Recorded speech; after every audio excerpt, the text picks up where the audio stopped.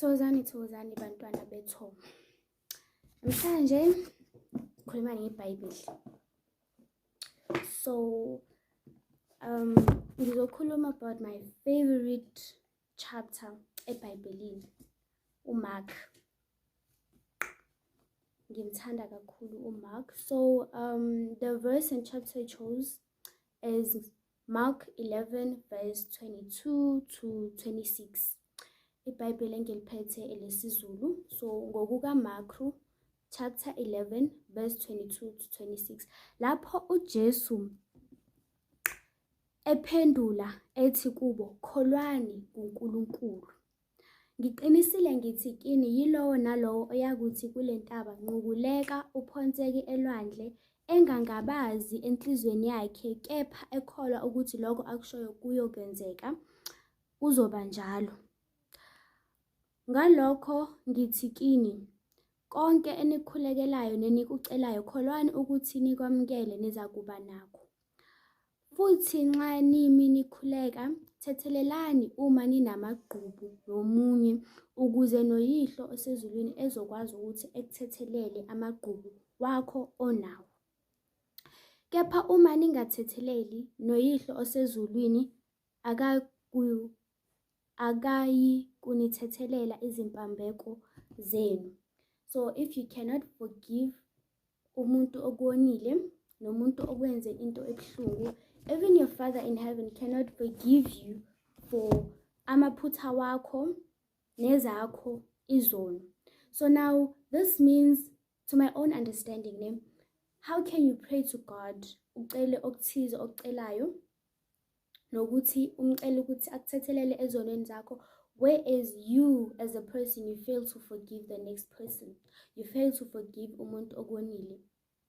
How can you pray to God with a clean heart? How can you light up your white candle and you pray to God with inhliziyo emnyama? Because if you have hatred, awukwazi ukuxolela umuntu noma unomuntu omzondayo, you cannot, it means inhliziyo yakho emnyama. Now you cannot pray to God ngenhliziyo emhlophe, and you cannot be telling yourself ukuthi you're praying to God ekukhanyeni.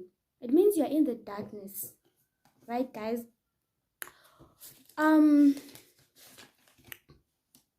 Now what I want to say to each and every one of you, because I have noticed ukuthi lento le iyabahlukumeza abantu futhi iyamosha kakhulu empilweni zomunye umuntu.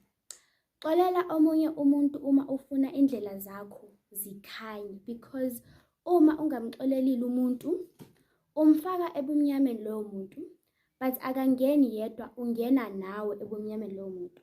Uma wenze isono noma wonile noma wenze iphutha ukuze usuke ungene ebumnyameni, you are in the darkness. That's why when you pray it's important to ask God to forgive you for izono zakho, because it means ukuphi usebumnyameni.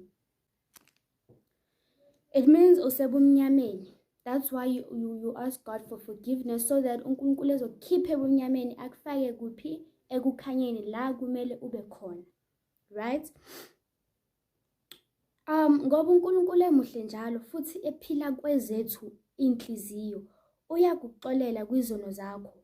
Ngalokho uyakukhipha ebumnyameni ungene ekukhanyeni. Now uma omunye umuntu enze okubi kuwe, kubalekile ukuthi umxolele, ngoba uma ungamxoleli loyo muntu, as I said, umfaka ebumnyameni. Kepha akangeni yedwa ebumnyameni, ungena nawe uyadonseka ungene naye ebumnyameni. Why? Because yena wenze something bad to you, and because you fail to forgive that person, ungene ebumnyameni. And you be happy ukuthi no, izinto zalo muntu zivalekile, ungisebumnyameni because angimxolelile. Uyakudonsa nawe because uwena umuntu owenze njani ongamxolelile lo muntu loyo, and uyena osebumnyameni ngenxa yokuthi wena you fail to forgive loyo muntu loyo. Now if you fail to do that, uyadonseka nawe nisebumnyameni nonke, nezakho izinto ziyavaleka, nowakho umthandazo noma umkhuleko kunzima ekuthenini uphenduleke, because usuke usebumnyameni naloyo muntu ungekho ekukhanyeni. Ukuze ukwazi ukuphuma lapho kumele uqale uxole bese uNkulunkulu enikhiphe ebumnyameni enifake ekhanyeni. Have you heard of the saying, when you forgive a person, you are not setting them free. You are not only setting them free, but you are setting yourself free. When you forgive umuntu okuwonile, awenzeli yena, uzenzela wena. Ekugcineni kuzuza wena. You are helping yourself ngokuxolela omunye umuntu. Whereas people think uxolela omunye umuntu isitha sakho, umuntu okuwonile, umuntu okuzisa ubuhlungu, kufana nokuthi umenzele favor. People think ukuthi usuke usiza loyo muntu, whereas usuke usiza wena more than loyo muntu loyo. Kwesinye isikhathi abantu baze bacabanga ukuthi baloyiwe ngoba izinto zabo zingalungi, izinto zabo zimnyama, zivalekile, umkhuleko wabo uphelela endleleni. Kanti cha, awuloyiwe. Umuntu uzivalele yena izinto zakhe ngokungaxoli, ngokuba nenzondo komunye umuntu. Uma usebumnyameni nenhliziyo yakho isuke imnyama njengoba bengishilo, bese uthi umdali akahlale kanjani kweyakho inhliziyo ibe imnyama. Angithi umdali uNkulunkulu, umoya oyingcwele, utholakala kuphi?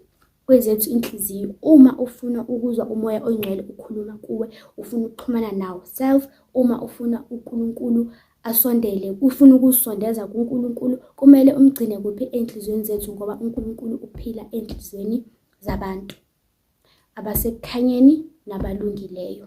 Now if usebumnyameni, uNkulunkulu uthi akahlale kanjani kweyakho inhliziyo, ngoba uma usebumnyameni nenhliziyo yakho isuke imnyama, and lokho ngokuba nenhliziyo emnyama, uthanda ungathandi, even though it's not your intention, kuyakuvalela izinto zakho. Even if uyazi noma awazi, kodwa nje kuyakuvalela empilweni izinto zakho. And then when ucabanga ukuthi unamabhadi, ucabanga ukuthi izinto zakho azikulungeli, ucabanga ukuthi uloyiwe, izinto zakho zivalwe omunye umuntu. Kanti cha, wena nje, the minute uxola, the minute ucela uxolo kuNkulunkulu, the minute ufunda ukuxolela omunye umuntu, uyaphuma ebumnyameni ungene ekhanyeni, regardless of ukuthi umuntu ukwenzeni. If I could forgive my own blood, my own family for rejecting me, if I could forgive my own blood, my own uncle for murder, then wena ungubani? If I can forgive my own blood for ukungizonda, for ukungigadla ngemithi emibi, for ukuloya mina, I'm telling you ukuthi ngigadla igazi lami.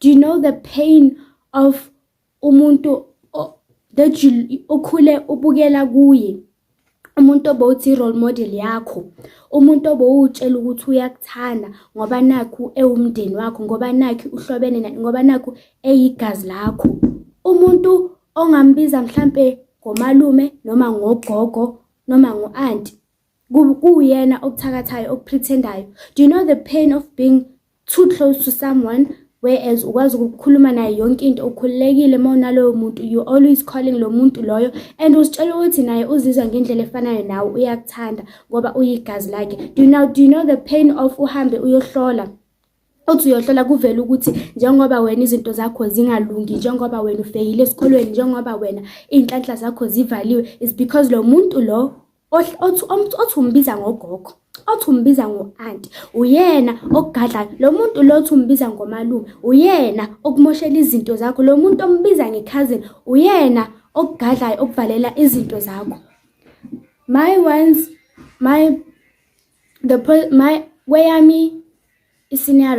worst case scenario, they went as far as ukufaka izinto zami, impahla zami, izembatho zami ethuneni lo muntu abangamazi.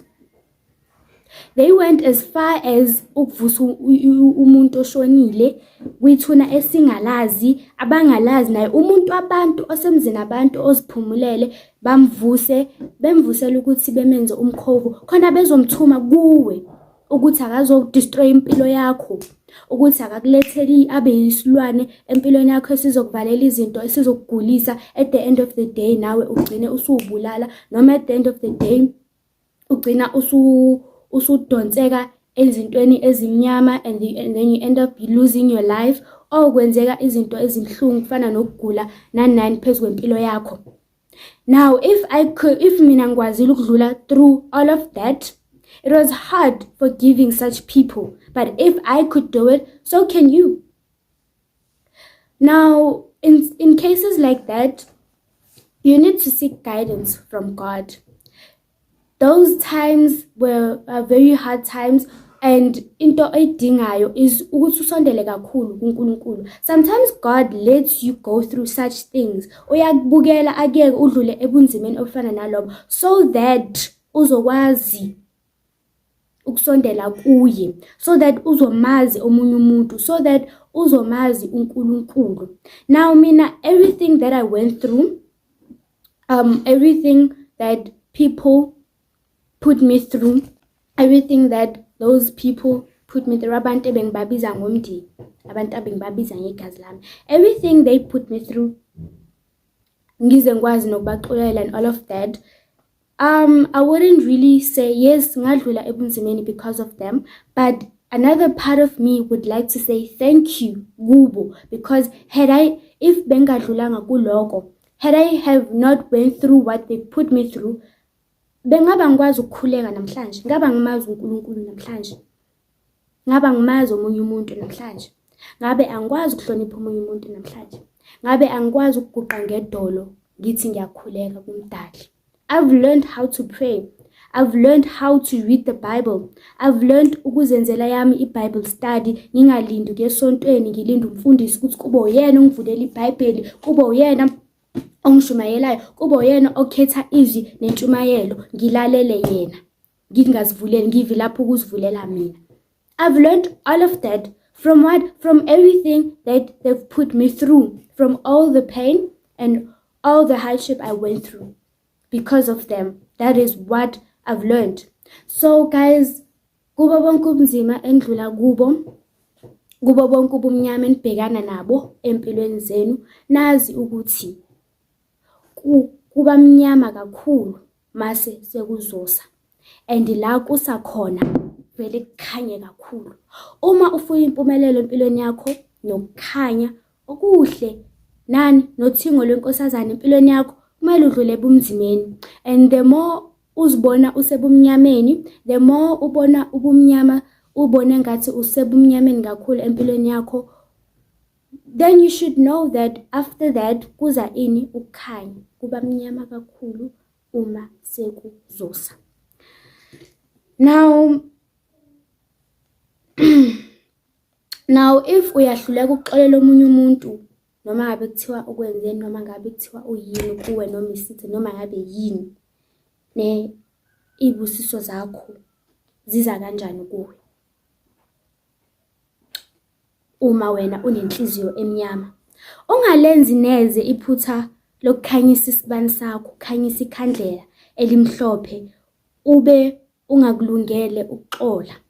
Ungalenzi neze iphutha lokuguqa ngedolo, ukhuleke ucela uNkulunkulu ukuthi exolele kwezakho izono, whereas wena uyahluleka ukuxolela omunye umuntu kwizono zakhe. Now uma uthola umprofethi empilweni yakho, noma uthi uya kumthandazi, noma uthi uya kumuntu obonayo bese ekutshela ukuthi inhliziyo yakhe imnyama, then you should know ukuthi the next step or the first step okumele usithathe ukukhulula le nhliziyo yakho emnyama, ugezeke, uhlambuluke, ungene ekukhanyeni. Now wenze njani? You pray to God to give you strength ukuthi ukwazi ukuxolela loyo muntu. Ubone ukuthi kunzima, you pray to God ukuthi akuphela amandla. Now lapho usu-acceptile ukuthi yazini, I am ready to forgive the person, or I am not ready to forgive the person, but I want to forgive the person. The power of forgiveness. Uyakhuleka ucela kumdali ukuthi akuphela amandla ukuthi uxolele omunye umuntu. Ne?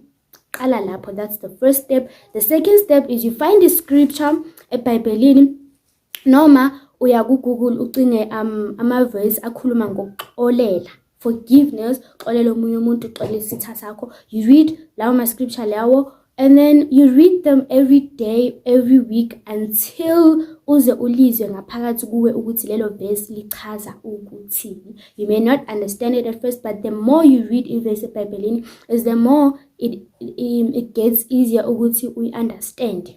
And then you pray to God ngalelo verse lelo. uyogcina usukwazi ukuxolela omunye umuntu, ube nenhliziyo exolelayo, ube nenhliziyo emhlophe. Ekugcineni you get to benefit from that more than lo muntu okubonile. Ekugcineni uwe ohamba kakhulu ekukhanyeni more than loyo muntu loyo, because even if you forgive the person, yes uyamkhulula ukuthi angahlali ebumnyameni akwazi ukungena ekukhanyeni, but awumsusi ebumnyameni umfake ekukhanyeni ukuze asuke lapho loyo muntu loyo udinga ukuthi naye axolele uNkulunkulu kwezakhe izono. Ngani nangokuthi naye kuqe ngedolo akhuleke naye. If inhliziyo yakhe imnyama sidalo and umuntu onenhliziyo embi ongalungile, ongasebenzi neze ekukhanyeni, onganayo inhliziyo ekhanyayo, then uzohlala lapho ebumnyameni, whereas wena usuyaqhubeka nempilo yakho nezibusiso zakho nenhlanhla zakho, uhamba kuphi? Ekukhanyeni. Ingakho-ke kuthiwa ukuxolela isitha ukuzisiza, usuke uzisiza wena. Uma uxolela isitha sakho usuke uzisiza wena more than usiza leso sitha sakho. Khumbulani ukuthi uNkulunkulu usiza ozisizayo. Now if ugoqa izandla awenzi lutho, uNkulunkulu akusize kanjani? Seek the kingdom of God. Funa umbuso kaNkulunkulu. Uma ufuna umoya engcwele ukhulume kuwe, seek the kingdom of God. Uma ufuna ukuhamba ekukhanyeni, seek the kingdom of God. Ask for forgiveness from God, even if wena uzibona ngathi awukaze wenza into embi, uzibona ungenacala, uzibona ongalenzanga iphutha, ungawonanga nix, uzibona uyingilosi wena, uzibona umuntu okholwayo yikholo, ongenzi maphutha, ongenzi lutho okubi. Still ask for forgiveness from God. Ucacise ukuthi ngixolele Baba kuloko engikwaziyo engikwenzile, naloku engingakubonanga ukuthi ngibe wrong kukona. Izono engiyibonile ukuthi ngizenzile, nezono engizenzile ngingabonanga. Cela ukuxolela kuwo. And another thing guys, remember ukuthi it's best to show gratitude to God more than to ask from God. So uma ufuna uNkulunkulu ephendule imikhuleko yakho, and uma ufuna ukumanifesta kalula empilweni yakho, uma ufuna ama-affirmations wakho afezeke kalula empilweni yakho, learn to show gratitude and learn to speak gratitude. Uma ukhuleka mbonga uNkulunkulu ngezinto ezinhle akwenzele zona empilweni yakho sukela kudala nanamhlanje nalezi asazokwenzela zona. Learn to pray ebusuku uma ulala, ubonge usuku lwanamhlanje, ubonge izibusiso zanamhlanje. Yize wena ungabonanga ukuthi ube nesibusiso namhlanje, yize wena ubona usuku lakho kuusuku nje, awuboni ukuthi ube nesibusiso namhlanje, but still thank God for izibusiso zanamhlanje, because you may not see izibusiso obe nazo, but zikhona uNkulunkulu ibusise ngazo. Because remember ukuthi when God blesses you, before you see that blessing physically, ifika kanjani qala spiritually. Now if you're not really a spiritual person and awukho kakhulu kwizinto zikamoya, it's very difficult ukuthi ubone ibusiso zakho ziza kuwe. But the more you are spiritual and the more upractice ukuba umuntu kamoya, the more uqila kakhulu ezintweni zikamoya, the more it gets easier and the quicker you see the blessings of God zifika empilweni yakho.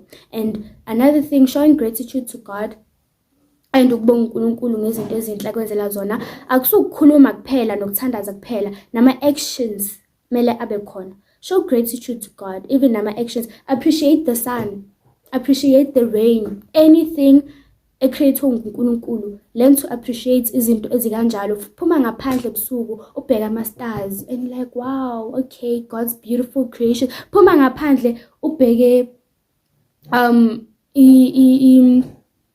isilwane thizeni, an animal ongayijwayele ukuyibona, different from ezinye, that is rare, and you're like, wow, God's beautiful creations. The more you do that, the more you practice gratitude, the more ifiso zakho fezeka lula, the more and the quicker it is for you to manifest, and the wiser you get, and the easier it get ukuthi ukwazi ukumanifesta nokwenza ama-affirmations wakho afika kalula kuyena, ayashesha futhi nokufezeka. And the happier you get guys, uba happy kakhulu elifini, and uzobona ukuthi uNkulunkulu uzokwenzelani empilweni yakho, uzokwenzela izinto ezinhle zodwa, ungamzondi omunye umuntu noma bekuthiwa ukwenzeni. It's very hard ukuthi sixolela abantu sometimes, but the more practice makes perfect, right? Practice on, guys. It may seem difficult at first, it may seem impossible at first, but the more you practice it, the easier it gets.